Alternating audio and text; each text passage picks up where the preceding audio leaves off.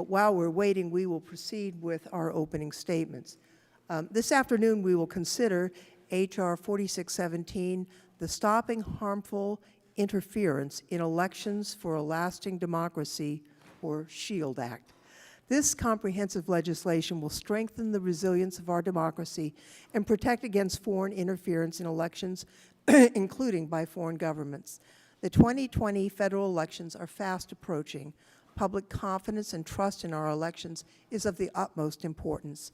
But foreign adversaries are working to undermine that trust. They use disinformation and discord as weapons to divide us and to attack our values of equality and freedom. They hope that our institutions will collapse under the pressure of the division, decay, and distrust that they sow. The need to act is urgent. Foreign adversaries, including Russia, are interfering in our elections right now. Former Special Counsel Mueller, back in July, testified that they are, quote, doing it as we sit here, unquote. We've been warned repeatedly about this. The former Director of National Intelligence, Dan Coates, wrote earlier this year in his Worldwide Threat Assessment that as the 2020 elections advance, our, quote, adversaries and strategic competitors almost certainly will use online influence operations to try to weaken democratic institutions, undermine U.S. alliances and partnerships, and shape policy outcomes in the United States and elsewhere, unquote. He also wrote that their tactics will include spreading disinformation, conducting hack and leak operations, or manipulating data in a more targeted fashion to influence U.S. policy, actions, and elections.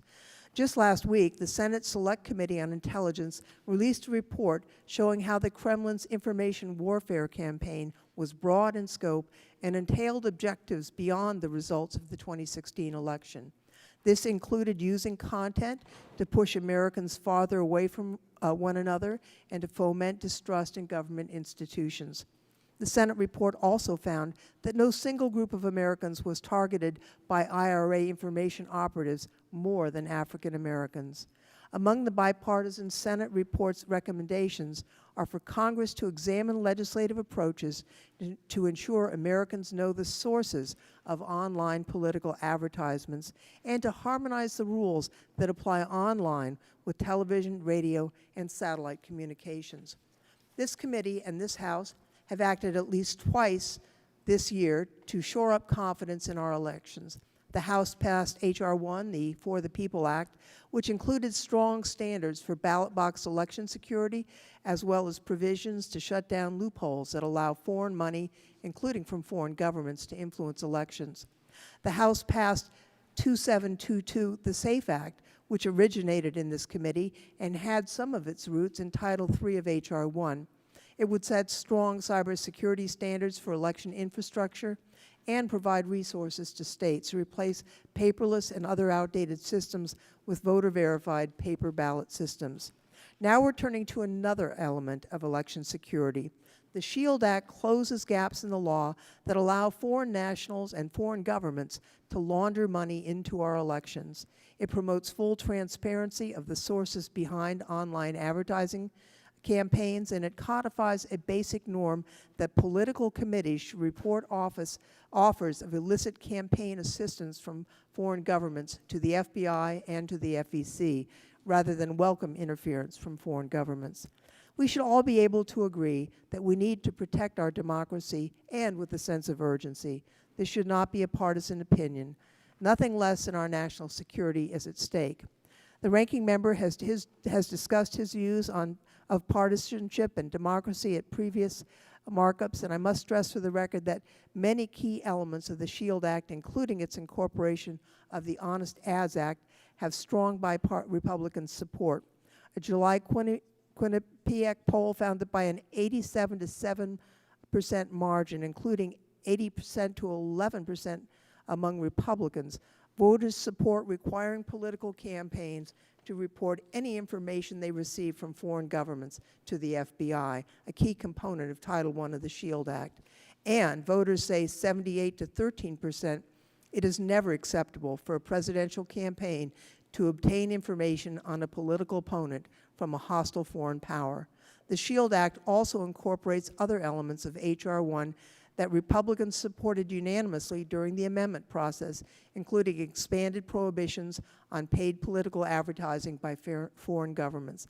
The SHIELD Act has garnered support since its introduction from the NAACP, Public Citizen, Common Cause, the Brennan Center for Justice, Democracy 21 Network, and the End Citizens United Action Fund, as well as a letter received just this morning from the nuns, which is of particular meaning to me. So with that, I will say that free and fair elections are the core of what it means to live in a democracy like ours. Free and fair elections are at the heart of what it means to be a citizen of the United States, and it is our solemn duty to defend them. I would now yield to the ranking member, Mr. Davis, for any opening comments he would like to make. Thank you, Madam Chairperson, and thanks to the committee. As the chairperson noted, I've said time and time again, the biggest threat to our elections and the integrity of those elections is actually partisanship.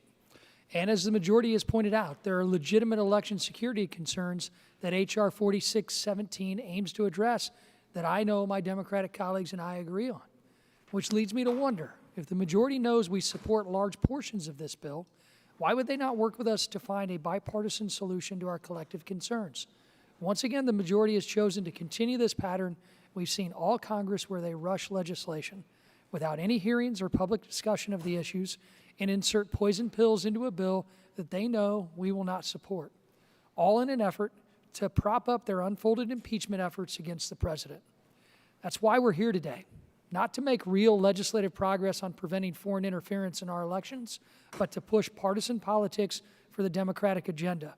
We have marked up 3 comprehensive election security bills in this committee, in this Congress, and the partisan approach to every problem always ends with expanding the powers of the federal government. The highlight of this bill being that we are vastly expanding the powers of the Attorney General, and my personal favorite, defining legitimate news.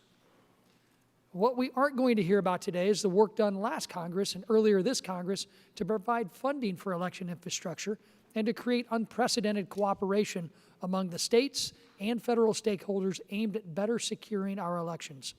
What we aren't going to hear about today is how many of the private companies and online platforms mentioned in this bill are already taking important steps to help prevent election interference through social media.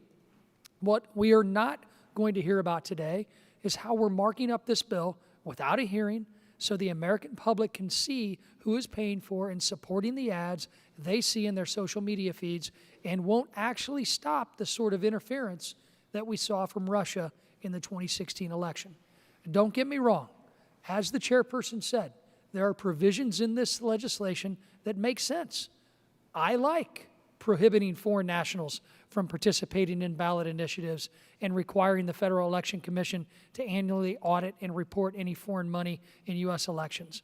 I am also supportive of disclosing on online political ads. However, there are also provisions in this bill, like broadly defined requirements for who has to disclose ads, as well as applying aging TV regulations to internet advertising, that I cannot support because of the threat they pose to our First Amendment. I believe the SHIELD Act will have many unintended but severe consequences on the American people and a chilling effect on free speech, a fundamental right we in Congress have a responsibility to defend. H.R. 4617, in my opinion, is unfixable in its current form.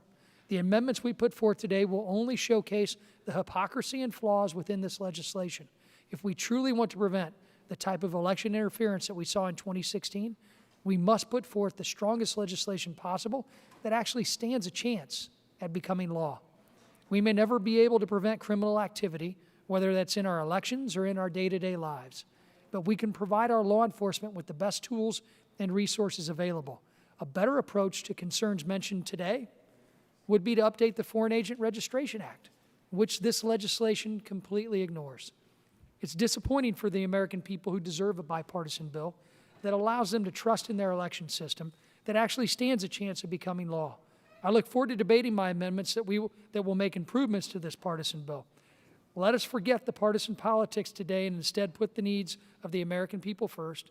And thank you, Madam Chair, and I yield back the balance of my time. Gentleman yields back. Without objection, the opening statements of all other members will be included in the record. I now call up H.R. 4617, and clerk shall report the title of the legislation. Okay, H.R. 4617, short title. Okay, this act may be cited as the Stopping Harmful Without Interference objection, Action. the first reading of the bill is dispensed with, and without objection, the bill is considered as read and open for amendment at any point. The chair recognizes herself to offer an amendment in the nature of a substitute. The amendment has been made available in advance to all members and is in front of each member. The clerk shall designate the amendment. The amendment in the nature of a substitute to H.R. 4617 offered by Ms. Lofgren of California strike all after Without the objection, enacting the clause. amendment will be considered as read and be considered as original text for purposes of amendment and shall be open for amendment at any point. And now I would like to explain what is in the amendment. The amendment differs from the text of the SHIELD Act as introduced only in that it reserves Subtitle B of Title III, the Deceptive Practices and Voter Intimidation Prevention Act, because it is within the jurisdiction of the House Judiciary Committee, not the House Administration Committee. We consulted with a House parliamentarian on this issue, and that was the advice that we received. Otherwise, the amendment in the nature of a substitute is the same as the bill as introduced and is organized by 4 titles. Title I enhances reporting requirements. First, it establishes a duty upon political committees to report to the FBI and the FEC illicit offers of campaign assistance from foreign governments, foreign political parties, their agents, and those on the sanctions list. It also includes the Honest Ads Act, bipartisan legislation that advances an important step in bringing rules of transparency to online political advertising. Title II closes loopholes and gaps in the law that could permit foreign nationals and foreign governments to influence elections. It codifies existing FEC regulations prohibiting foreign nationals from influencing decisions about campaign spending. It would require the FEC to conduct an audit of illicit money in elections and report its recommendations to Congress after every election cycle.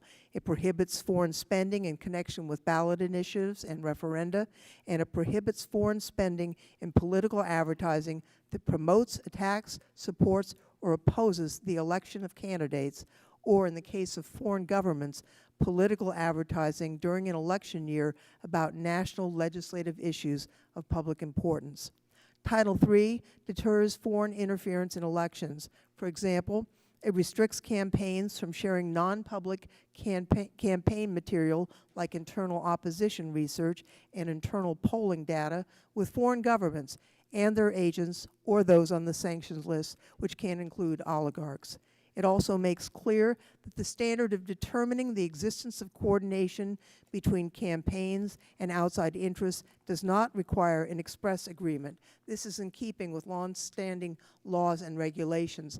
The remaining provisions of Title III remain reserved. Title IV is a severability clause and provides guidance about effective dates. Does any member seek recognition? Mr. Raskin? Thank you very much. For what purpose does the member seek recognition? I move to strike the last word.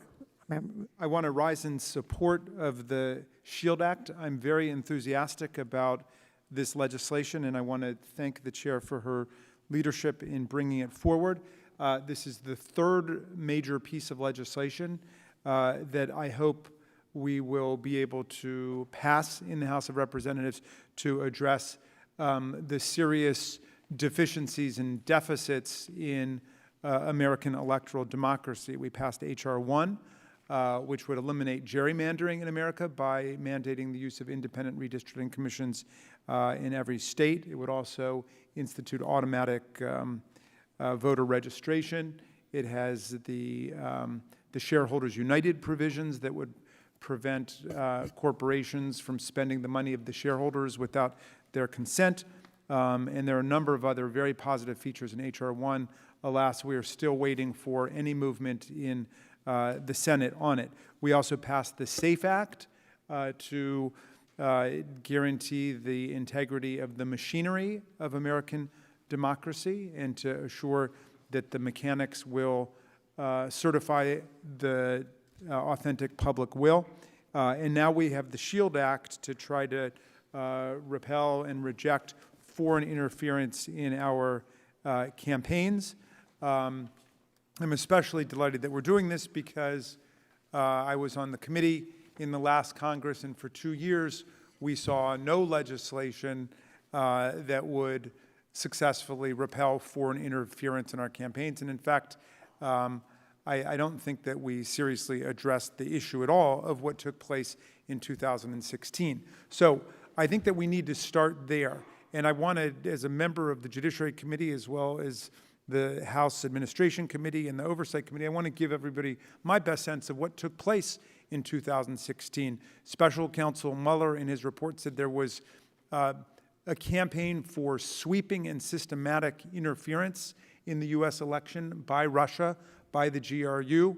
That campaign included an attempt to poison the political culture of the United States of America with racist propaganda and various provocations to create and exacerbate pre-existing racial, ethnic, religious, and social conflict in the country. There was also direct cyber espionage and sabotage that took place with respect to the DNC, the DCCC, Hillary Clinton's offices, all of which were hacked into by Russian operators. And then finally, there were direct efforts to hack into the computer systems of all 50 state election systems. So that's a basic outline of what Vladimir Putin undertook to do to distort and thwart and predetermine election outcomes in our country. That's intolerable from a democratic perspective, and I think it's something that should unify all of us as Americans. That I have colleagues in Congress whose politics I disagree with vehemently, but I will defend with my life their right to be involved in our politics. That is not true of Russian saboteurs and Ukrainian prosecutors and investigators and Chinese spies and others who appear to have been invited to come into our electoral process. And we need to build very strong safeguards in our election laws to prevent this interference and tampering with American political democracy. The first 3 words of our Constitution are "we the people." This is up to the people of America. We don't even allow our own government to get involved in our election, to spend money trying to elect this candidate or defeat that candidate. That's completely against our laws to spend government money in that way. Why would we allow other people's governments to get involved in our elections to try to thwart the popular will and to try to bend our government to their will? The founders of the United States understood that this would be a constant threat because we are a free, open, and democratic society. They understood that other governments would try to come and use our openness in order to gain sway over us. And we have to pass fair, open, and transparent laws to say America's elections are for the American people. I'm very proud to support the SHIELD Act. I hope we will do a good markup today, and we will pass it on to the floor. I yield back. Thank you. Gentleman yields back. Does any other member wish to be recognized?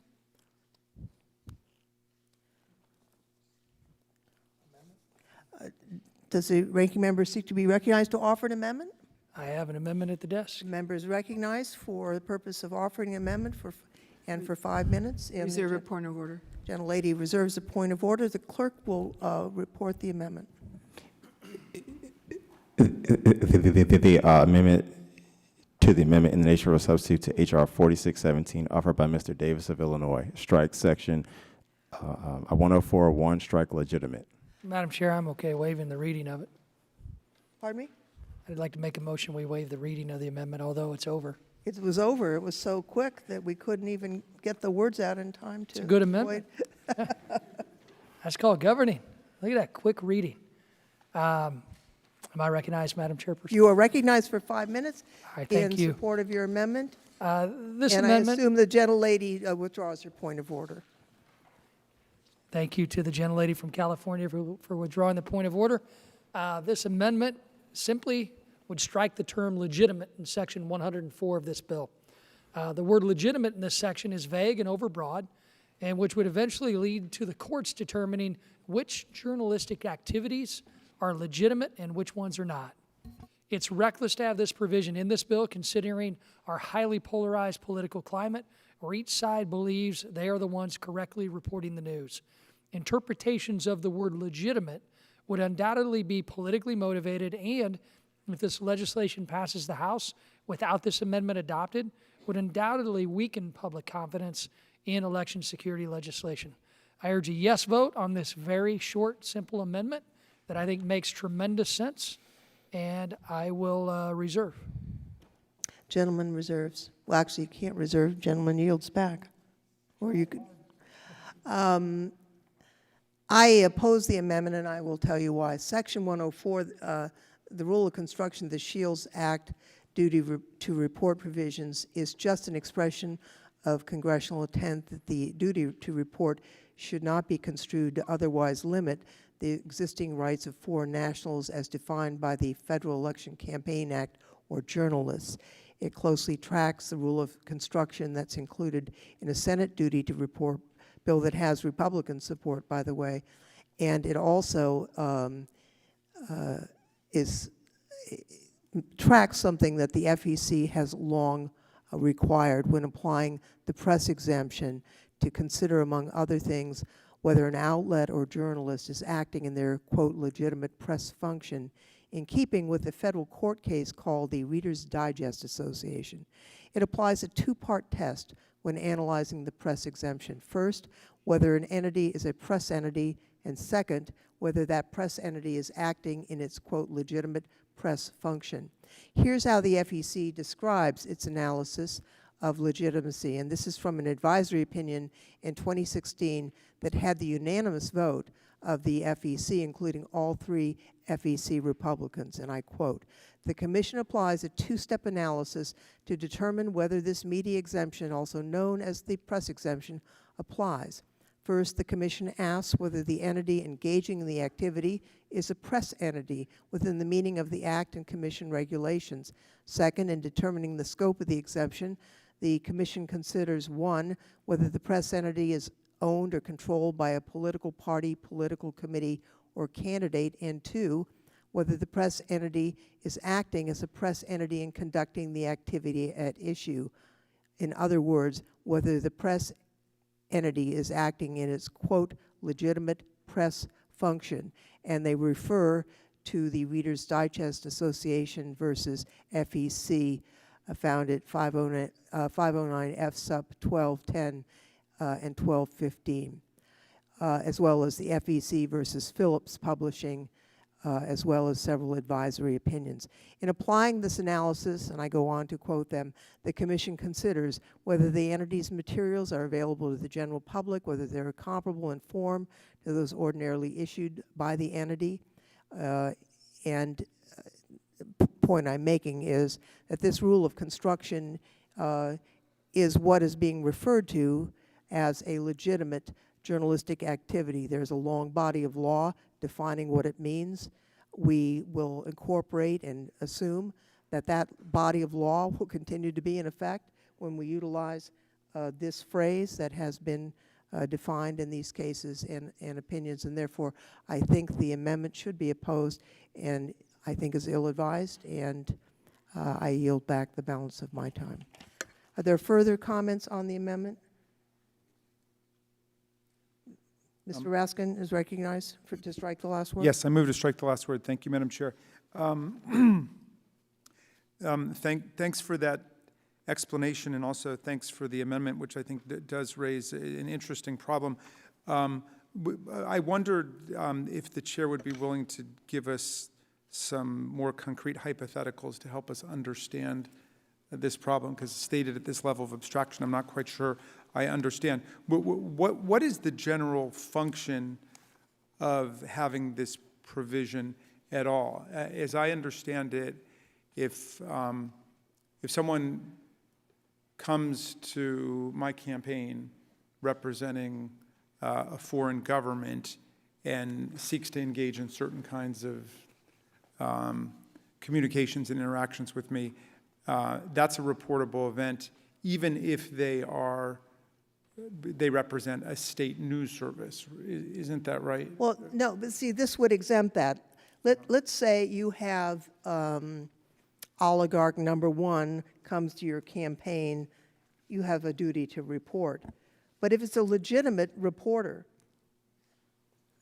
as defined by the legitimate press function and a whole body of law, that requirement to report would not exist because it's a press inquiry, it's not a foreign interference. And thank you for that, the explication. That I guess that raises an issue with me because, you know, I don't know what Vladimir Putin is calling Pravda these days, but if he sends state news to get involved with someone's campaign, it doesn't give me any comfort that that person is acting as a journalist for a foreign state actor. And so I guess I'm looking for a broader defense of why we even have, do we feel this is a constitutionally necessary?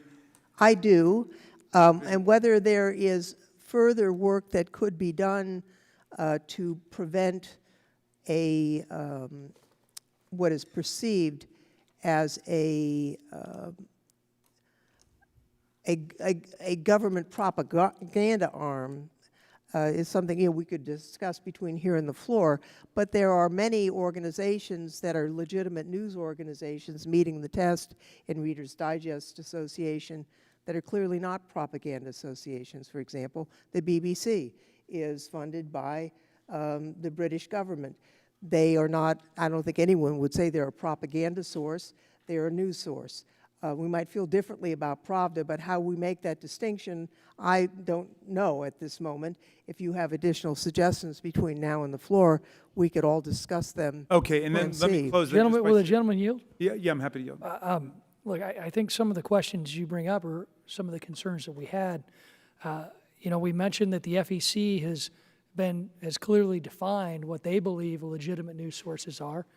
I mean, I would like to be able to work together to, let's define it. Let's not make this as broad. That's my main concern about bringing this up. This is so broad. Who's going to break this judgment? And are we sure that they're going to follow the same process and procedures in the definition that the FEC follows? Okay, well, and just reclaiming my time here, I'd be delighted to work with both of you in thinking through the problem further. Unfortunately, your amendment, which I understand is well-intentioned, would make it broader. By removing legitimate, it opens the door broader to anybody who claims to be a news organization from a state. And so I guess You're actually thinking, if I may, if the gentleman will, Yes. you actually want to narrow the... Yeah, I would either abolish it or narrow it, but certainly I want to keep the legitimacy of the news entity front and center because there are lots of people who are really acting as political emissaries for various states out there who are happy to pose as reporters. So I guess with that, I would resist it. Gentlemen, By all means, yeah. I agree there are entities, but what I think this legislation does, which is why we wanted to bring it to the majority's attention, is that it gives a blanket protection to anyone who may be considered by some agency of the federal government as legitimate, when sometime they may be considered not legitimate in the future. They may be that entity. So the broadness of where we are right now with this definition, it shows why we have some concerns about this bill. I would love to work with you. I would like to immediately put I would work further right now if we could offer an amendment to put the FEC's definition of legitimate news sources into an amendment now and pass it today. Well, but by reclaiming my time, thank you, and I appreciate that. And again, I'm very happy to work with both of you on brainstorming the best way to deal with the problem. But I don't think a good way to deal with it is to abolish the legitimacy criterion and thereby allow both legitimate and illegitimate news entities to come into the gate. So I yield back to you. Gentleman yields back. Does any other member wish to be heard in the amendment? If not, then the decision is on the amendment. All those who are in favor of the amendment will say aye. Aye. All those who are opposed will say no. In the opinion of the chair, the noes have it. The noes have it, and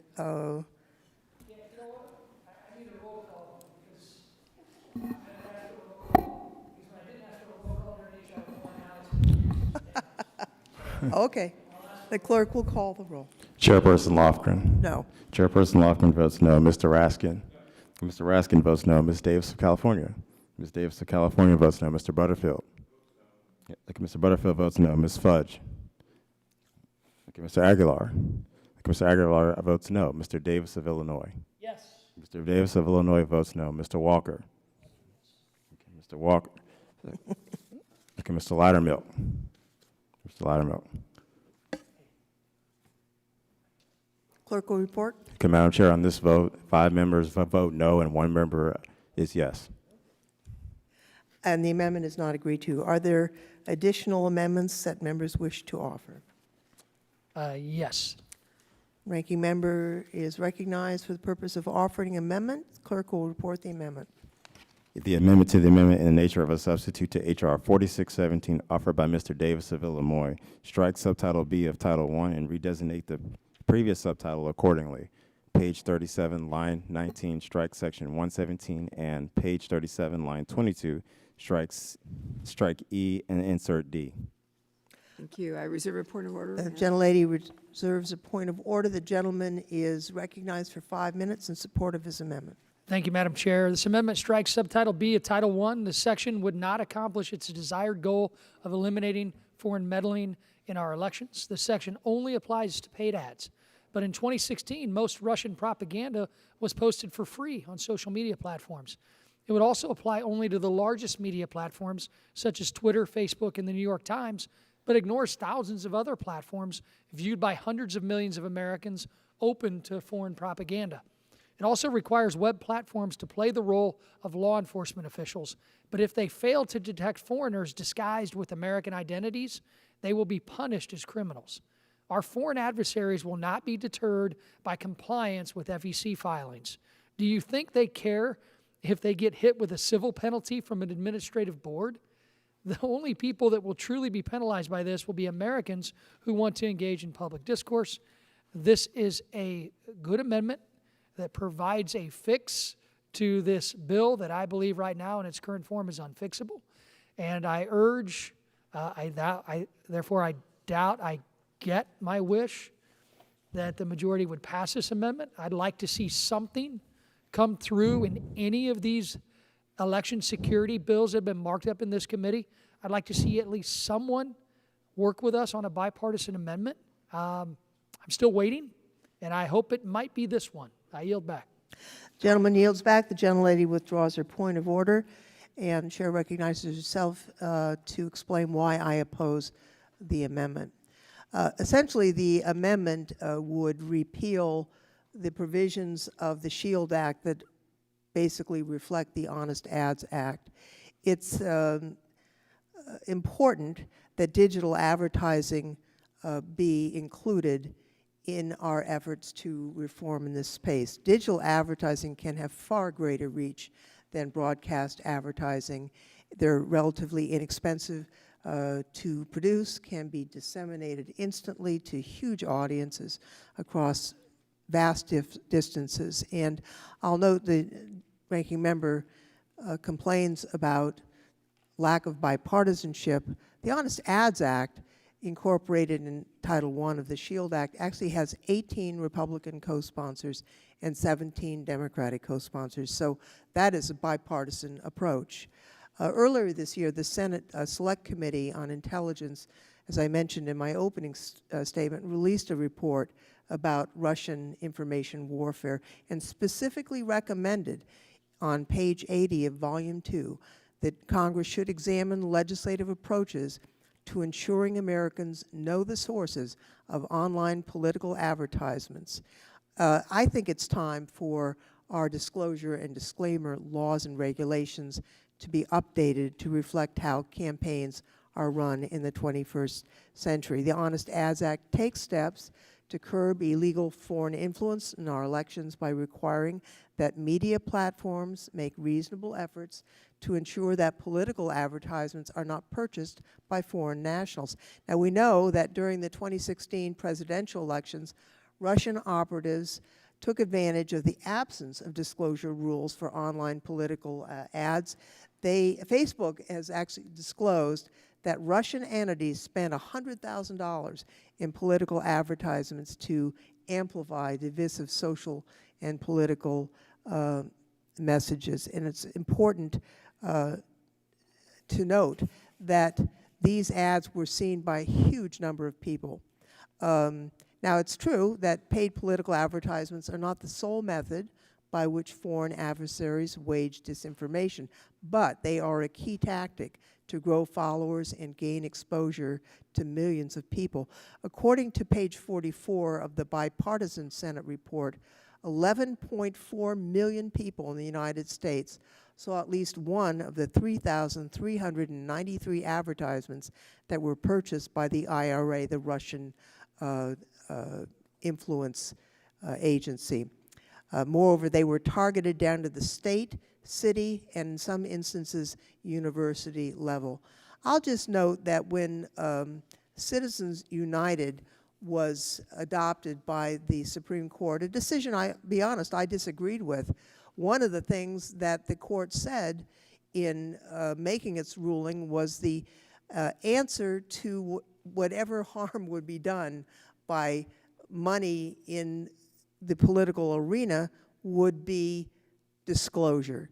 Justice Kennedy wrote that the First Amendment protects political speech, and disclosure permits citizens and shareholders to react to entities in a proper way. We need to have complete disclosure so that people know what they're getting, and we need to make sure that we prohibit these foreign, really, enemies of the United States from trying to disrupt our democracy. So with that, I see my time is almost up, and I yield back. Wishing to be heard? If not, then the question is on the amendment. All those who are in favor will say aye. Aye. All the opposed will say no. In the opinion of the chair. The ranking member asks for a roll call vote. The clerk will call the roll. Chairperson Lofgren. No. Chairperson Lofgren votes no. Mr. Raskin. Okay, Ms. Davis of California. Ms. Davis of California votes no. Mr. Butterfield.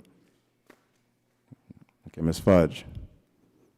Okay, Mr. Aguilar. Mr. Aguilar votes no. Mr. Davis of Illinois. Yes. Okay, Mr. Davis of Illinois votes yes. Okay, Mr. Walker.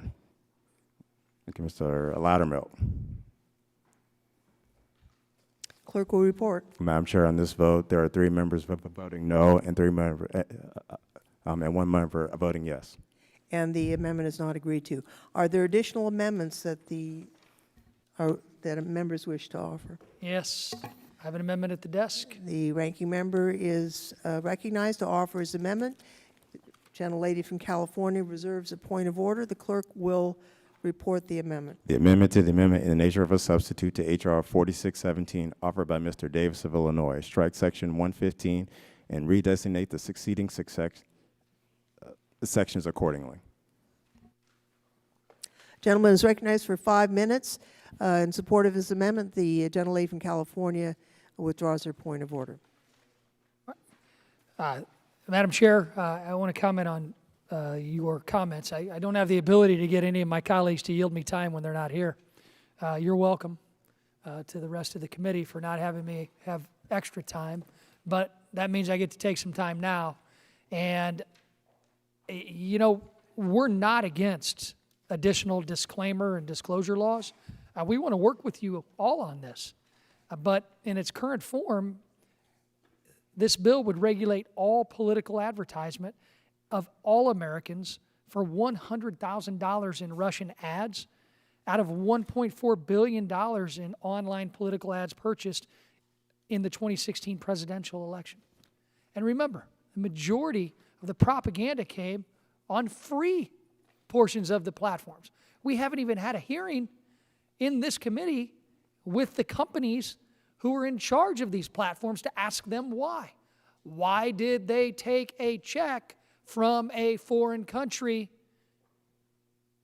and put those ads up? What are they doing to ensure that countries like Russia can't use free platforms to disseminate bad information? Why don't we get a chance to have them at that table right there and ask them that? This bill's been rushed. That's the problem. That's the problem. We can throw out $100,000 in Facebook ads in a presidential election. My Lord, if you divided that by 435 and you put it in my race, you mean I only have to spend 1/435th of $100,000 and I'm going to influence enough voters to make sure I come back here? That's what's going to make me win in my race? Seriously, come on. That's why this bill's bad. Chairperson, you mentioned the Senate report. You said that we should examine legislation on online ads. Exactly. Why haven't we had a hearing about that? Why are we pushing another one of these partisan bills through this committee that's become one of the most legislative committees of Congress? I'm okay with that. I like debating these issues. But let's get real here. This amendment would correct a problem in this bill that applies television disclaimer rules to online advertising. I don't know about you. Look, I got a race where I actually have to run television ads and I have to run online ads. There's a big freaking difference between an online advertisement and a TV advertisement. So we're going to go backwards. We're not looking at the 21st century. We're not looking at new platforms. We don't even know what the next generation of platforms is going to be because we haven't seen anybody here for many of these platforms that are named in this bill. That, to me, is not what I came to Congress for. I can talk bipartisanship all I want. How about informationship? Missed that. Don't get a chance. But instead, we're going to go put we here in Congress are going to, on this committee, are now going to implement rules that online platforms are going to have to follow without giving a chance to tell us what they already do. And we also, every time we debate an election security bill in this committee, every single time, we forget to talk about what we've done right. We forget to talk about the 2018 election. Historic midterm turnout. Trust me, I know. A lot longer night than I'm used to. Historic midterm turnout. What we don't talk about is where we've worked together in the last Congress, in a bipartisan fashion, mind you, to provide millions of dollars to our states to work in conjunction with the Department of Homeland Security, who deserves a lot of kudos at a time where our Department of Homeland Security is attacked on a daily basis. They deserve a lot of credit for what they're doing, working with our local election officials to make sure no foreign country interferes in our elections. And you know what? It's working. Not one instance that I've seen reported of foreign interference in our 2018 election cycle. Not one. And you would think if the Ruskies had been so successful in determining an outcome in an election, that they certainly would want to influence Congress too, right? But we've seen nothing. Wow. But let's go ahead and fix it. Let's go ahead and put antiquated rules for disclosure into law because government knows best, without even asking these new platforms how they're going to implement them, without even pulling them in front of our committee. If we are going to legislate on a committee like this, like we're being asked to, then let's damn well have some hearings so we can hear why it's important. We can hear from them what's going to work and what's not. That's what makes me mad. And I don't have anybody here to yield me more time, and I'm okay with that.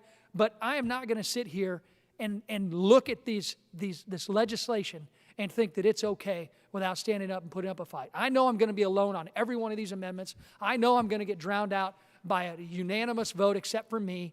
And you know what? That's okay because I'm going to go to the floor and say the same damn things. I yield back. I recognize myself to explain opposition to the amendment. First, I just would like to note that we did have a hearing on February 14th. We heard from 8 witnesses at our hearing for the people, our American democracy. And, excuse me? No, I am in the middle of explaining why I oppose this amendment. We did have the Honest Ads Act discussed at that hearing. This amendment would eliminate the Honest Ads Act improvements on disclaimer and disclosure rules that apply to paid digital advertising on major online platforms. It seems to me that Americans should have the right to know who's spending money to influence their views, including on online digital ads. Transparency is key, as we have noted earlier, and as the Supreme Court noted in their Citizens United case. The Honest Ads Act ensures that the same rules that apply to television and radio also would apply to digital advertisements, but with regulatory flexibility to address ongoing changes in technology. For example, the bill, starting on page 16, requires advertisements to include in a clear and conspicuous manner who paid for the ad, but it provides for a special rule on page 17 for qualified internet or digital communications in which a full paid for by disclaimer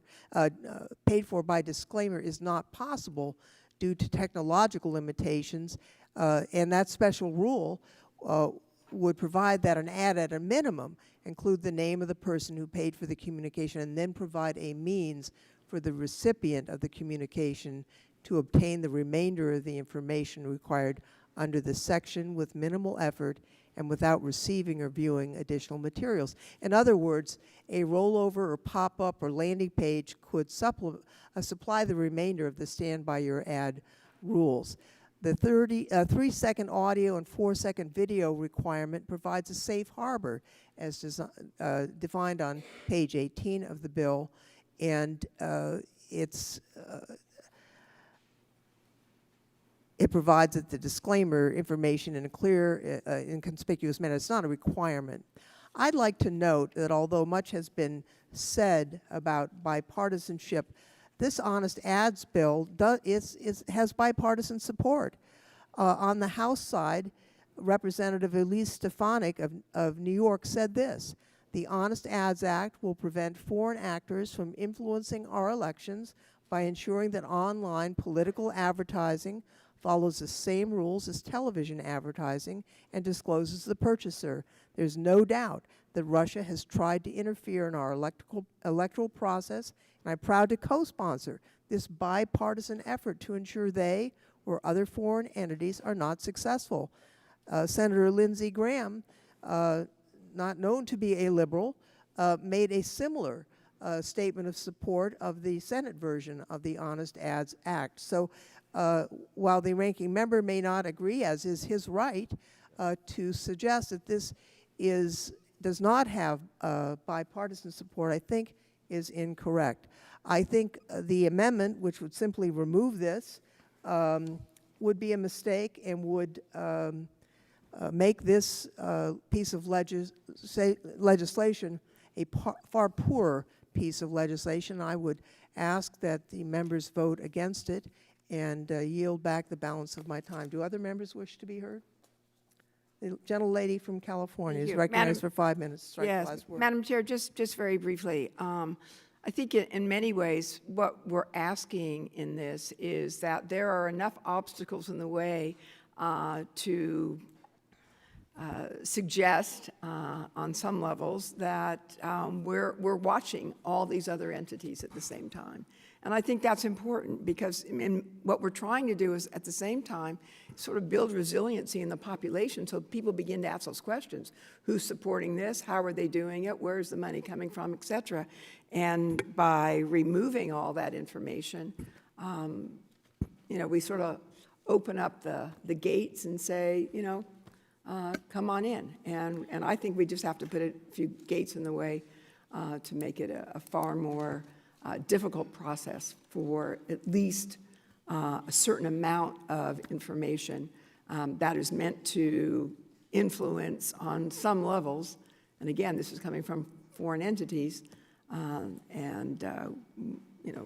don't want to get out of their way. We actually want to get in their way in this instance. Does the gentlelady yield back? Are there other members who wishing to be heard on this amendment? If not, then the question is on the amendment. All those in favor will say aye. Aye. All those opposed will say no. The opinion of the chair, the noes have it. The ranking member asks for a roll call. The clerk will please call the roll. Chairperson Lofgren. No. Chairperson Lofgren votes no. Mr. Raskin. Ms. Davis of California. Ms. Davis of California votes no. Mr. Butterfield. Mr. Butterfield votes no. Okay, Ms. Fudge. Ms. Fudge votes no. Mr. Aguilar. Mr. Aguilar votes no. Clerk will report. Mr. Davis of Illinois. Sorry. Mr. Davis of Illinois votes yes. Yes. Mr. Walker. Okay, Mr. Loudermilk. Okay, Madam Chairperson, on this vote, there are 5 noes and 1 yes. And the amendment is not agreed to. Does the ranking member have an additional amendment? I do. I have an amendment at the desk, number 4. Gentleman is recognized to offer his amendment. The gentlelady from California reserves a point of order. The clerk will please report the amendment. The amendment to the amendment in nature of a substitute to H.R. 4617 offered by Mr. Davis of Illinois. Strike section 115 relating to political record requirements for online platforms. Gentleman is recognized for 5 minutes in support of his amendment. Thank you, Madam Chair. And look, I enjoy working with every member on this committee. We have our differences of opinion when it comes to these election security issues. I want to vent my frustration once more on this Honest Ads Act portion. Look, if the Honest Ads Act is what everybody wants, why aren't we just pushing that bill? Why are we following the same path that we've seen in other committees where you take bipartisan legislation that could get marked up in a bipartisan way? We could make some fixes that even some of the co-sponsors have come to talk to me about. We could make some fixes, and then we could pass it. And then we could all stand together. We could be like, yeah, we did it. We did something. Send it over to the Senate in a bipartisan fashion. Then the boogeyman, Mitch McConnell, can't be blamed for stopping it because we're going to push it over in a bipartisan fashion. But instead, you take a portion that has some very good things in it, and you mold it together, like I said in my opening statements, with some poison pills. Then you call it the SHIELD Act instead. Well, it's great, but there's a chance for bipartisanship, and unfortunately we're not getting it, which is why, as I said in my opening statement, I'm throwing these amendments up to send a message that maybe we should fix it. Maybe we should do a little more. Maybe we shouldn't rush this stuff, because this is going to have a chilling effect on how all of us and how anybody who wants to participate in the political process actually is able to in the future. So much so that when you look at this provision, and another reason why we've offered this amendment is that I've got 3 former FEC chairs that wrote an article addressing what, Madam Chair, you said earlier. And it says, but the bill, the Honest Ads Act, which goes far beyond the Senate report's recommendation, wouldn't prevent foreign meddling, and it would harm First Amendment rights.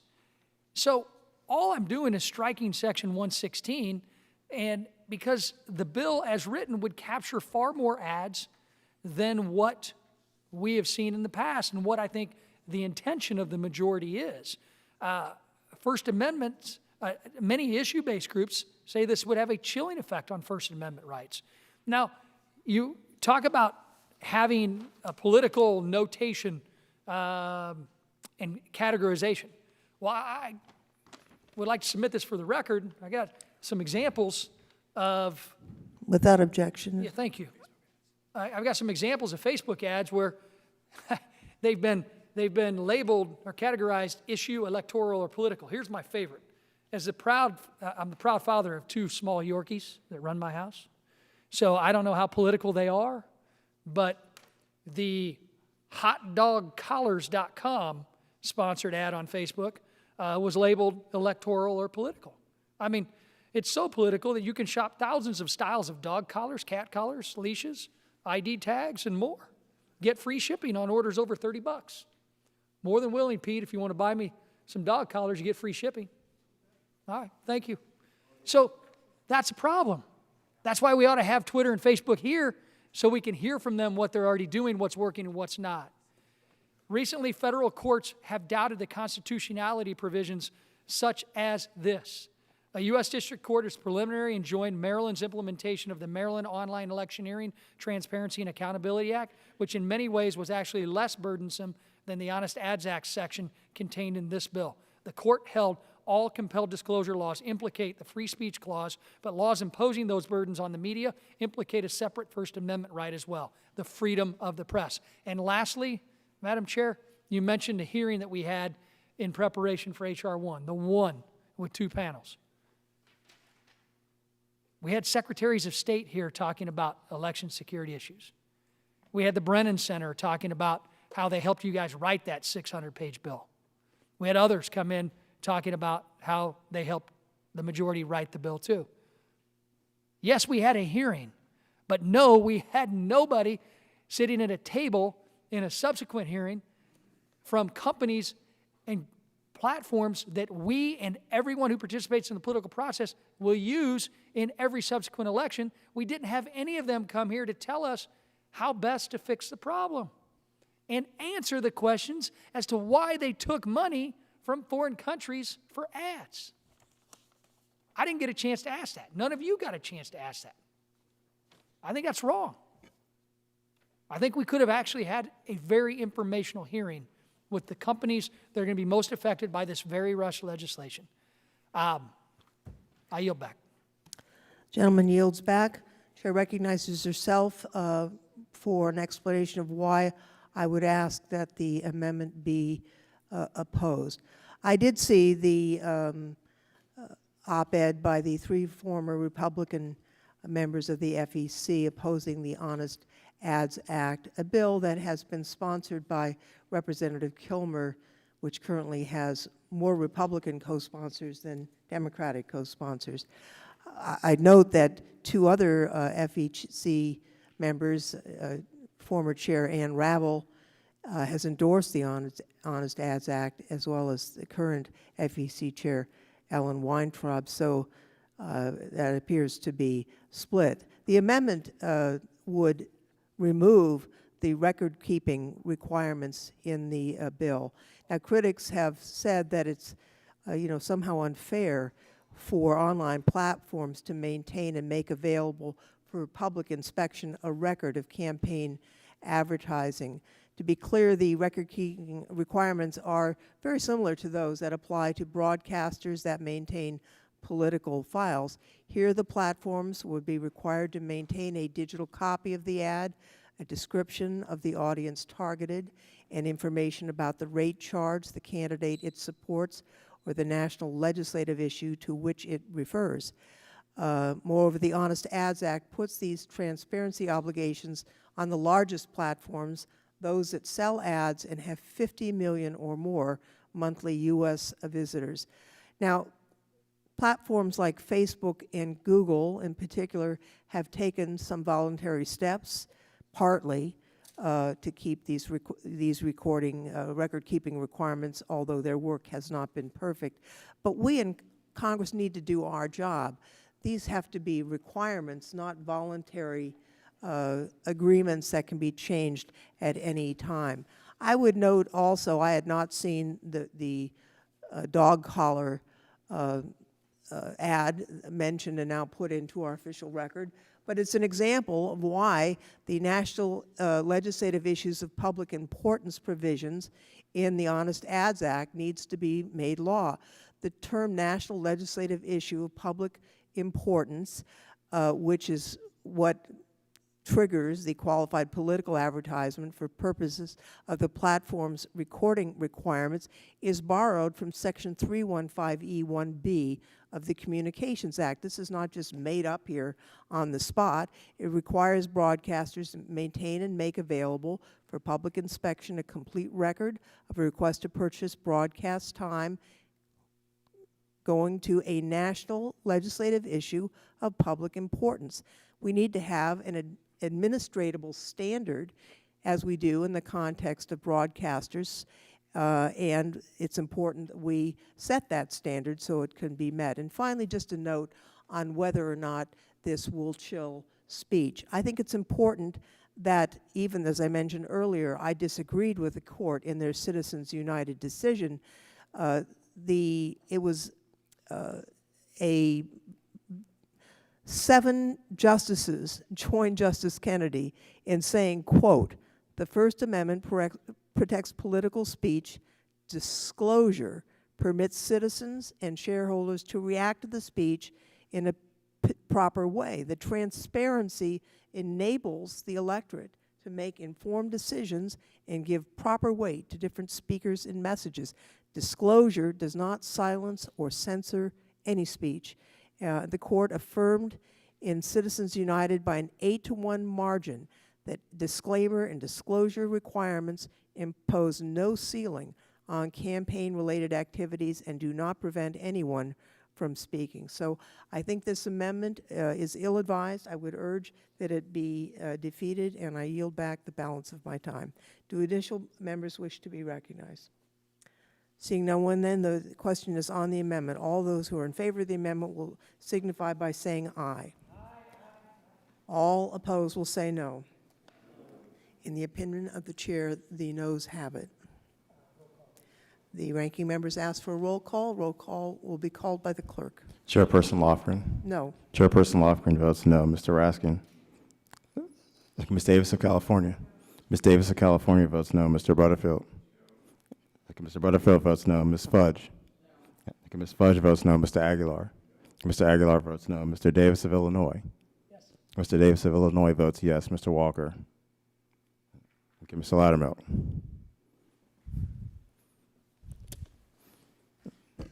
Okay, Madam Chair, on this vote, there are 5 noes and 1 yes. And the amendment is not agreed to. Are there additional amendments? Madam Chair, I have an amendment at the desk, number 5. The clerk will report the amendment. Gentlelady from California reserves a point of order. I'll waive the reading of the bill. I'd like to read The amendment to the amendment in the nature of a substitute to H.R. 4617 offered by Mr. Davis of Illinois. In Section 319D. The amendment of the is Federal- considered as read by unanimous consent, and the gentleman is recognized for 5 minutes in support of his amendment. Madam Chair, thank you. This amendment would simply include labor organizations after each occurrence of corporation. Unions have been treated in parity with corporations throughout the history of the Federal Election Campaign Act, and there's no reason to deviate from that here regarding certification of compliance. There is, however, no reason for either to actually be targeted in this bill. Neither corporations nor unions have been accused of any election interference in any election. I mean, frankly, I don't think either one should be in this bill. But since you put one in, we got to kind of put the other in. I kind of waiting. It's interesting because right now, under the Federal Election Campaign Act, nobody running for federal office can take corporate dollars. Nobody. The only way that's going to happen is if H.R. 1's ever signed into law. Would the gentleman yield? Because I think we're prepared to take your amendment. Oh, yes. I think it's covered anyhow pursuant to the FEC, but I have no objection to including labor organizations along with the other delineated entities in both sections of the bill, and I'm prepared to accept the amendment. I think other members are as well, if we can proceed. Well, I'll reclaim my time. Thank you for the cooperation. And in this case, look, I am a pro-labor Republican. I'm somebody who is proud to be endorsed in my campaigns by many labor organizations. These are opportunities for us to be able to work together for common sense solutions. And the sheer fact that we're targeting labor or corporations in this bad bill is something that I think the entire committee needs to be concerned about. And when we move forward and we can talk about bipartisanship, I hope it's in the sense that we actually have truth when it comes to advertising in the future. Now, I'm sitting here and I can tell you, as somebody who had millions of dollars spent against them in online ads, TV ads, radio ads, where they said, I took corporate money. I mean, I can't wait if this bill is put into law for the Attorney General and DOJ to spend millions of your tax dollars actually setting the record straight on my behalf when we finally find out that none of us can take corporate money. That's what this bill does. We're going to address that later. It's going to be pretty fun. But this is an opportunity for us to be able, I would rather this amendment strike labor and corporate. But if you're going to put one in, you're going to have to put the other. And I don't think my friends in organized labor would have any problems coming up with the same certifications that everybody else is. And frankly, when we look ahead, I think it's incumbent upon them and anyone who wants to participate in the political process to do it. But let's not kid ourselves. This is another example, and I'm glad you guys are offering bipartisanship. You kind of take one of my arguments away when we get to the floor, but I'll make an adjustment. But in the end, if you guys want to target corporations that can't give to us anyway, you want to, instead of stripping this language out, you want to add labor to it on a bad bill, hey, I'm trying to prove a point how bad your bill is. If you want to make it worse, let's go. I yield back. Chairman is back. The question is on the amendment. All those in favor will say aye. Aye. Opposed will say no. In the opinion of the chair, the ayes have it. Does the gentleman wish a recorded vote? Then the record will reflect that all members voted aye. Are there additional amendments to be offered? Yes. Amendment number 6, I have an amendment at the desk.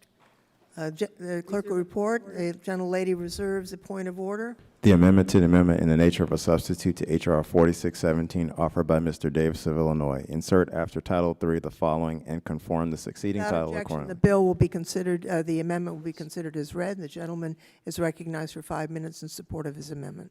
Thank you, Madam Chairperson. This is one that I think we've heard before in this committee. This amendment would simply prohibit ballot harvesting. We want to talk about making sure that we know that our election processes are fair. We've got to be concerned about the chain of custody when it comes to every ballot.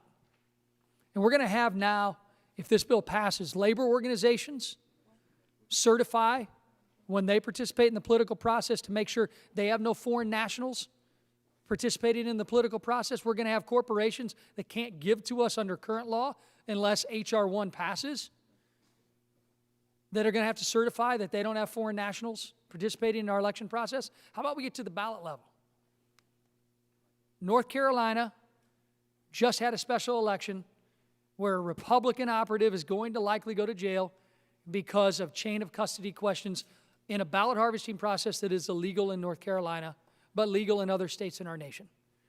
If we are going to have labor organizations now certify that they have no foreign interference in the election process, we ought to make sure that we outlaw a process that is ripe for political operatives to take advantage of. And if we have nefarious adversaries like Russia that have interfered in the 2016 election, we did a great job making sure they didn't interfere in the 2018 election. They're criminal. They want to continue to spew their propaganda here in our country.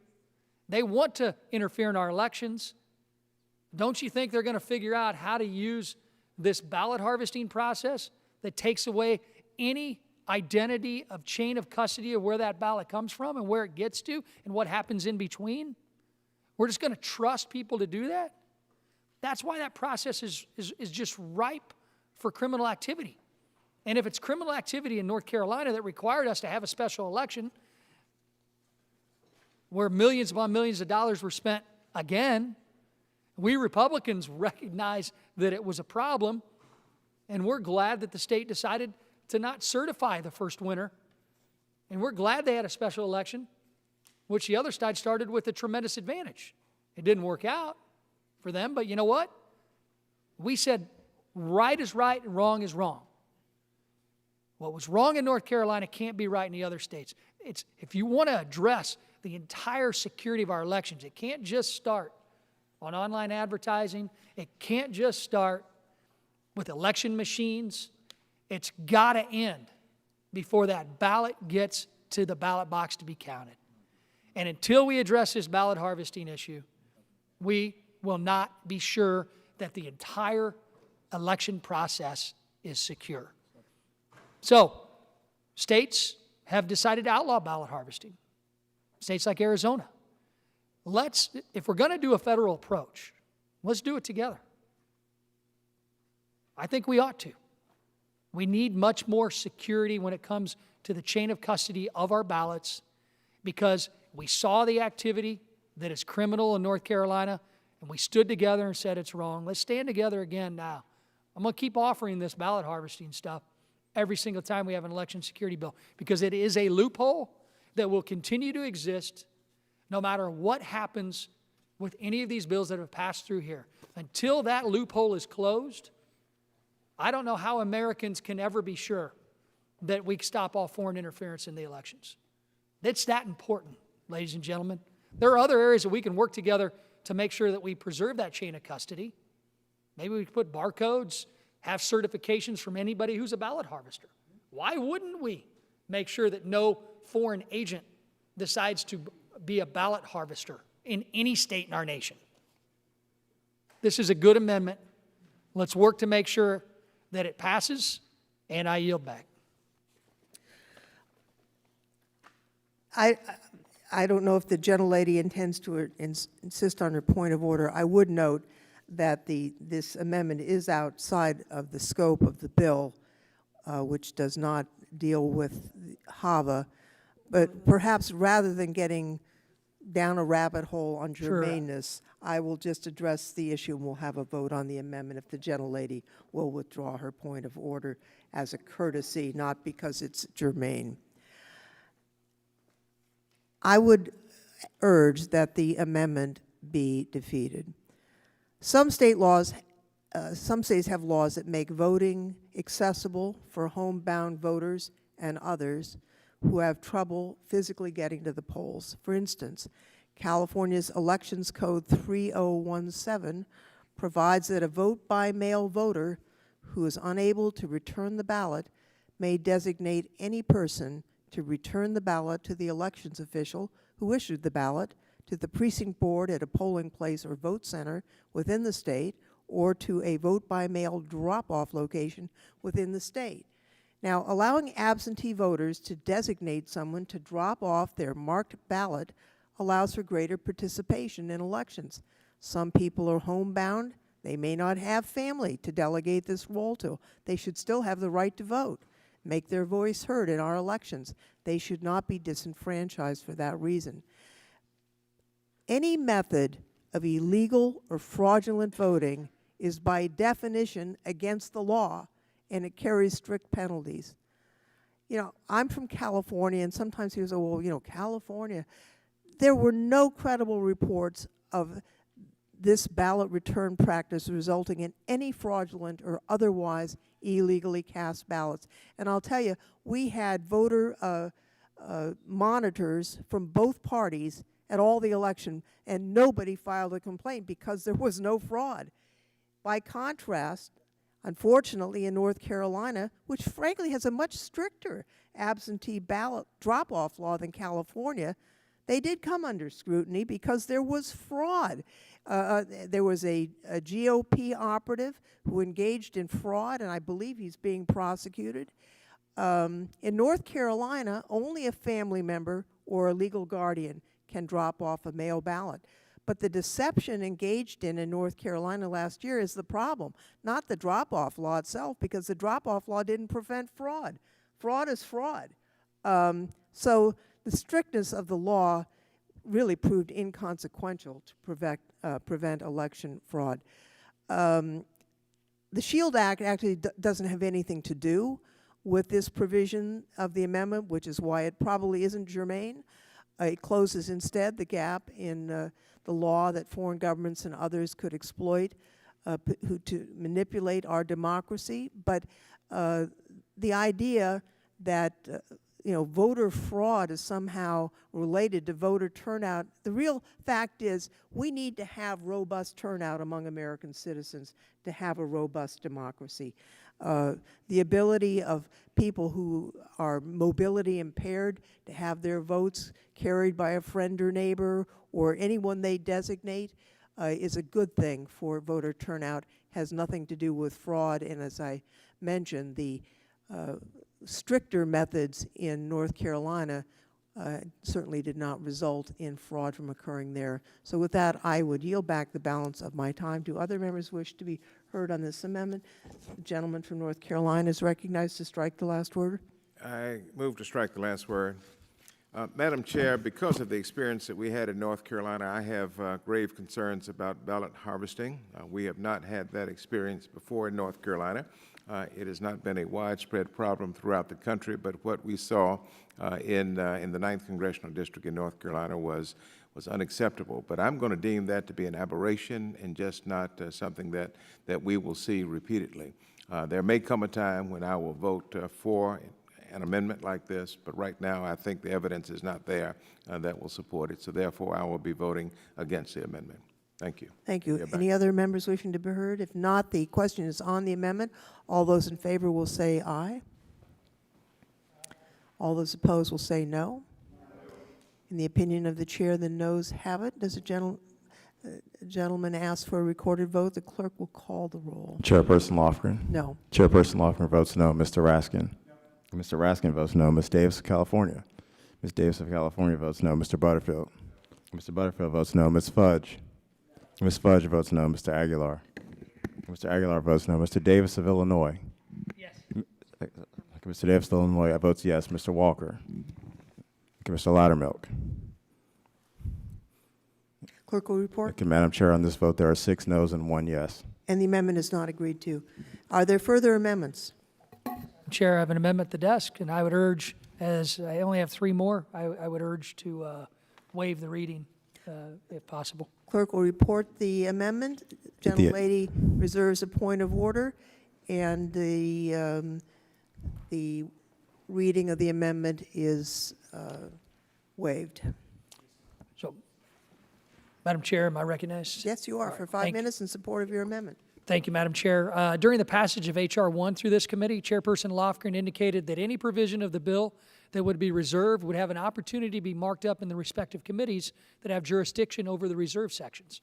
Unfortunately, not only were large portions of H.R. 1 passed without a markup, but Chairperson Lofgren has not afforded a similar opportunity for the SHIELD Act, leaving reserved a very important section, even though it's been indicated that bills marked up by the committee would follow regular order. This section is a massive federal overreach and is another example of not providing the Judiciary Committee with an opportunity to mark it up adequately. Section 313 also is poorly drafted, and it places an impossible onus on the Attorney General and the Department of Justice. It's what I mentioned earlier. So when I'm accused by my opponent of taking corporate dollars, which I can't do by law, when I'm accused of doing that by law, if this bill passes, I would have the right to go to the DOJ to get them to spend your tax dollars to defend me, to say that that's not true. I just think this places an onerous burden on the Department of Justice. And are they going to put a political litmus test in place depending on who's in power?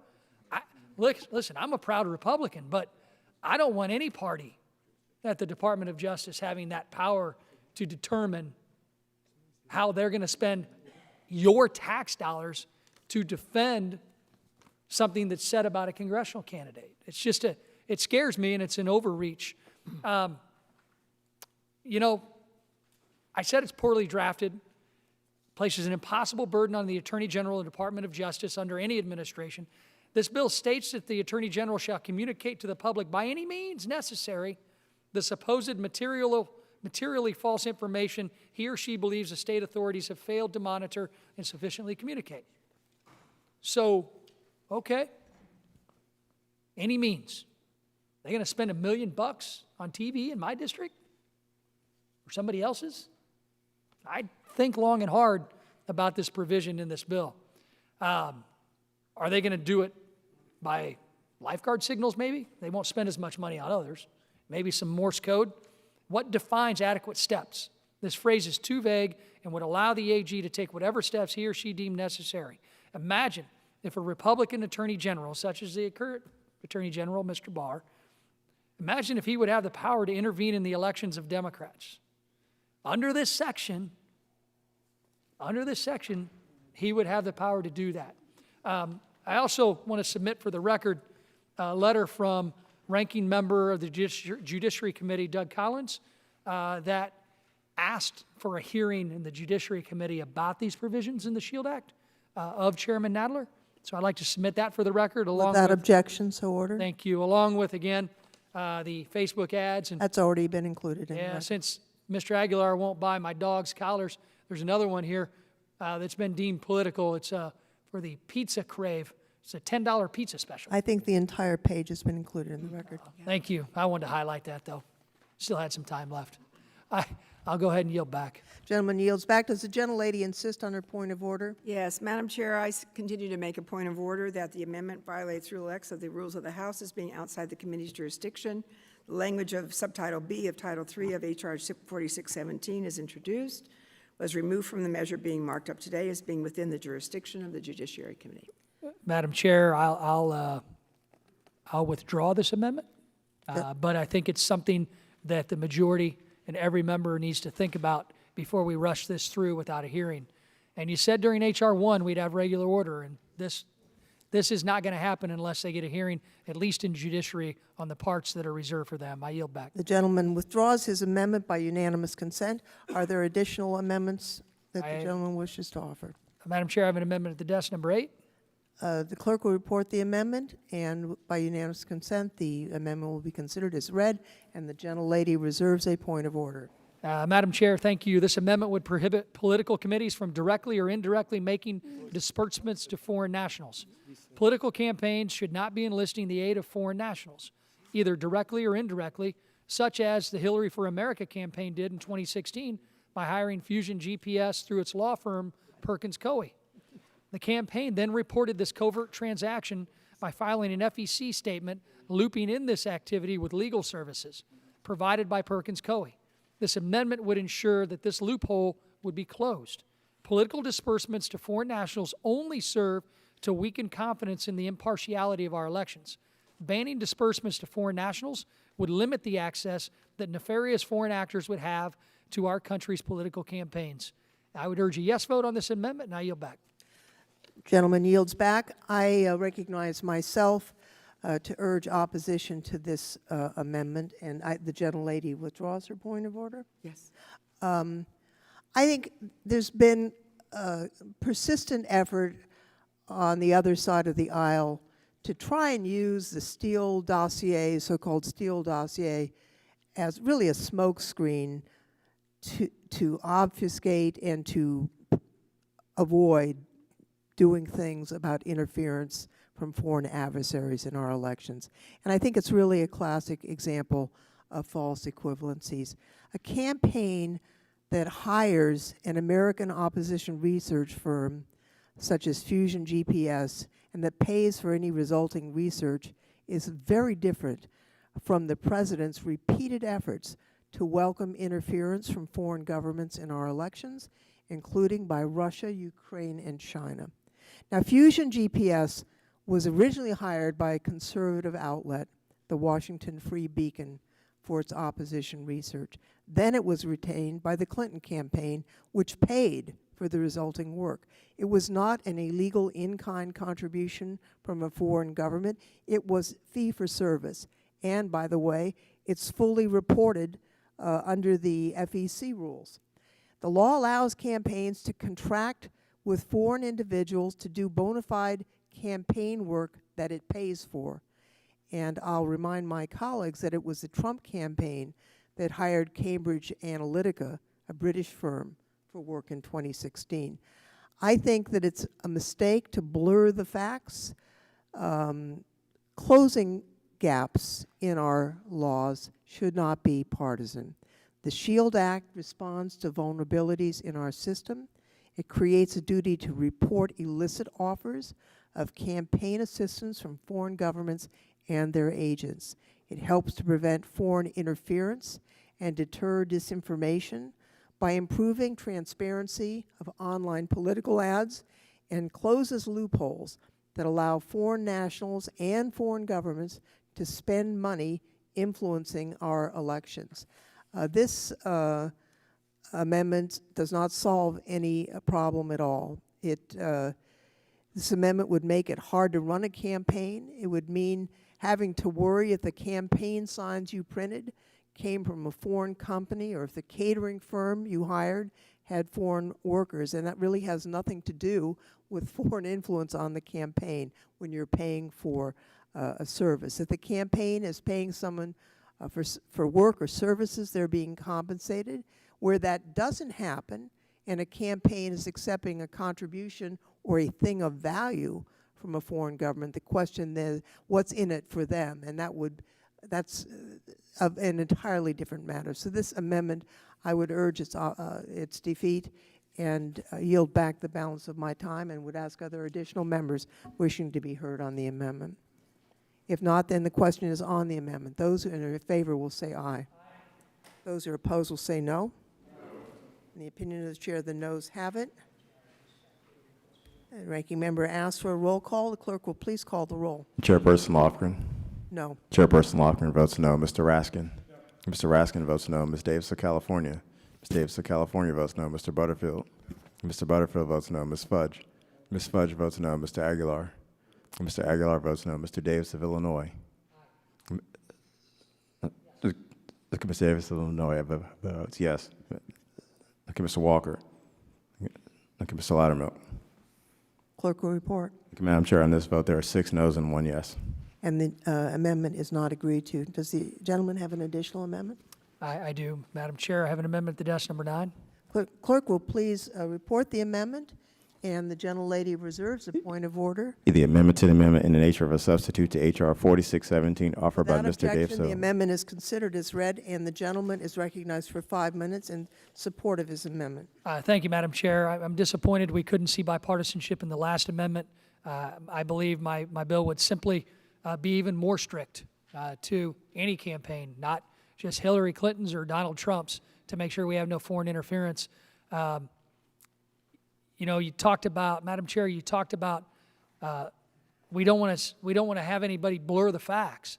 You can't get much more blurry than the sheer fact that Hillary for America tried to hide the true source of the payments to Fusion GPS for an opposition research project that created a dossier that was investigated by a foreign national, Christopher Steele, and in turn was put together with direct connection to Russian operatives. I mean, you can't get much more foreign interference in opposition research than that. And then when reporting it to the FEC, Hillary for America described that as legal services, not opposition research, not Fusion GPS, legal services. That's a problem. That's a problem. I don't want any campaign doing something like that in the future. I don't care if they're Republican or Democrat. This shouldn't be a partisan issue. But this amendment would prohibit HAVA funds from going to states, it's millions of taxpayer dollars, from going to states that allow non-citizens to vote in an election for public office. HAVA funds are meant for U.S. election infrastructure. And when the states allow millions of non-citizens to vote in their state in local elections, it degrades the security of that election infrastructure. Additionally, much of the HAVA funds have been used to update state voter registration databases, such as my home state of Illinois. We have millions of people improperly registered. It takes away resources that could be used for other areas of election infrastructure, such as newer, stronger, more secure election machines. I would urge a yes vote on this. Federal funds should not be expended on projects for states that don't follow federal law. And when we're talking about any other investment of federal dollars, be it transportation dollars, be it education dollars, cancer research dollars, federal law has to be followed. So federal dollars shouldn't be spent in areas and in states that implement portions that don't coincide with the federal rules and regulations. So with that, I yield back and I urge a yes vote. Gentleman yields back. The gentlelady, I assume, wishes to insist on her point of order because this actually is beyond the scope of this bill. It seeks to regulate, to amend the Help American Vote Act, which is not included within the SHIELD Act, and therefore is beyond the scope of the underlying amendment and bill. I would note, however, that it is illegal for non-citizens to vote in federal elections. It's illegal today. It would be illegal tomorrow. It would be illegal if this amendment were defeated, but it is actually non-germane, and so I'd ask the gentleman if he would wish to withdraw it. Madam Chair, yes, I will wish to withdraw the amendment at this time. By unanimous consent, the gentleman withdraws his amendment. Are there additional amendments? There is. My final amendment, amendment number 10, is at the desk. The clerk will report the amendment, and without objection, the reading of the amendment is waived, and the gentlelady from California reserves a point of order. Thank you, Madam Chair, and I would note that I don't think we'll have any germaneness questions on this amendment. The idea that we would allow foreign nationals to administer our elections is ridiculous. But right now, there's nothing specifically preventing that. This is another amendment that should pass with bipartisan support if we are truly trying to close every loophole and prevent foreign interference in our elections. I mean, we could, unless you pass my amendment, have Russians managing machine storage facilities. We could have Russians serving as IT professionals. And as we pointed out during debate on HR 2722, we could have Russians harvesting ballots. We could have Russians harvesting ballots unless this amendment passes. Let's all agree that foreign nationals should not be in contact with our election infrastructure. Let's pass this amendment. Let's make this bill a step better than it is. I urge a yes vote, and I yield back the balance of my time. Gentleman yields back. I assume the gentlelady would like to insist on her point of order, since once again this amendment amends the Help America Vote Act, which is not before us in the SHIELD Act or in the amendment in the nature of the substitute. I would note that, as Mr. Aguilar pointed out during the debate on HR 1, it's also unnecessary. Fraud is not legal anywhere, and if an H-1B visa holder or your husband is a TPS recipient and takes the ballot to the poll for you, it's not a problem or fraud. But having said that, this amendment is beyond the scope of the bill, and I wonder if the amendment would like to ask unanimous consent to withdraw it. I'm not going to offer withdrawal on this one. Okay, then the question is on the ruling of the chair, which is that this is the point of order is in order. The amendment is beyond the scope of the bill and is therefore out of order. Madam Chair. Do you wish to be heard on the point of order? Well, I was hoping to move to table. Well, let's allow the gentleman, Okay. let's hold off so that the gentleman can be heard on his point of order. I don't want to cut that off. If we are serious in this institution about making sure that the entirety of our election process is secure, it's amendments like this that ought to garner as much bipartisan support as possible. With that being said, we in this committee have had bills rush through that deal with election security. We've been talking about election security issues. You can't get much more relevant and germane to what we are doing when we were trying to limit foreign interference in our elections than this amendment. So that's why I'm not offering a unanimous consent request to withdraw the amendment and take the issue of germaneness without a fight. I think it is germane. I think it's something we should be concerned about. I know I'm not going to win this fight looking at the numbers on the other side of the dais, but I think it's important for the American people to understand that there are people in this institution that are actually wanting to stand up and ensure that the entirety of our election process is secure. I don't want Russians running storage facilities where our election machines are stored. I want to make sure they can't do that.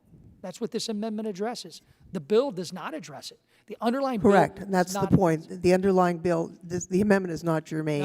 And the underlying bill does not address the problem I just mentioned. I'm not talking germaneness, Madam Chair, but if you want to talk germaneness, let's run the vote. I yield back. All right, the gentleman yields back, and the gentleman from, the ruling of the chair is that the amendment is not germane. We do follow the rules here and how we operate. Sometimes people don't like the rules, but we follow them. And this amendment is beyond the scope of the underlying bill, therefore is not germane and will not be considered. And Mr. Raskin makes a motion to table the objection. All those in favor of tabling the objection will say aye. Aye. All those opposed will say no. No. And in the opinion of the chair, the ayes have it. The objection and a roll call is requested. Clerk will call the roll on the Chairperson. tabling of the motion. Thank you, Chairperson Lofgren. Aye. Chairperson Lofgren votes aye. Mr. Raskin. Aye. Thank you, Mr. Raskin votes aye. Ms. Davis of California. Ms. Davis of California votes aye. Mr. Butterfield. Thank you, Mr. Butterfield votes aye. Ms. Fudge. Ms. Fudge votes aye. Mr. Aguilar. Thank you, Mr. Aguilar votes aye. Mr. Davis of Illinois. No. Thank you, Mr. Davis of Illinois votes no. Mr. Walker. Thank you, Mr. Loudermilk. Clerk will report. Okay, Madam Chair, on this vote, there are 6 noes and 6 yeses and 1 no. And the motion to table succeeds. Are there further amendments? If not, all those who are in favor of the amendment in the nature of a substitute will indicate by saying aye. All those who are opposed will say no. We will now move to the question of reporting H.R. 4617 as amended favorably to the House. All those in favor will say aye. Opposed will say no. In the opinion of the chair, the ayes have it. The ranking member requests a recorded vote. The clerk will call the roll, please. Thank you, Chairperson Lofgren. Aye. The Chairperson Lofgren votes aye. Mr. Raskin. Aye. Thank you, Mr. Raskin votes aye. Ms. Davis of California. Ms. Davis of California votes aye. Mr. Butterfield. Thank you, Mr. Butterfield votes aye. Ms. Fudge. And Ms. Fudge votes aye. Mr. Aguilar. Thank you, Mr. Aguilar votes aye. Mr. Davis of Illinois. No. Thank you, Mr. Davis of Illinois votes no. Thank you, Mr. Walker. Thank you, Mr. Loudermilk. Okay, Madam Chair, on this vote, there are 6 yeses and 1 no. And therefore, H.R. 4617 as amended is reported favorably to the House. Motion to reconsider is laid on the table. Without objection, the staff is authorized to make any technical and conforming changes. And all members, I want to thank all of our members for participating in today's markup. There being no further business, without objection, the committee stands adjourned. Also, leave for members to extraneous material in the record.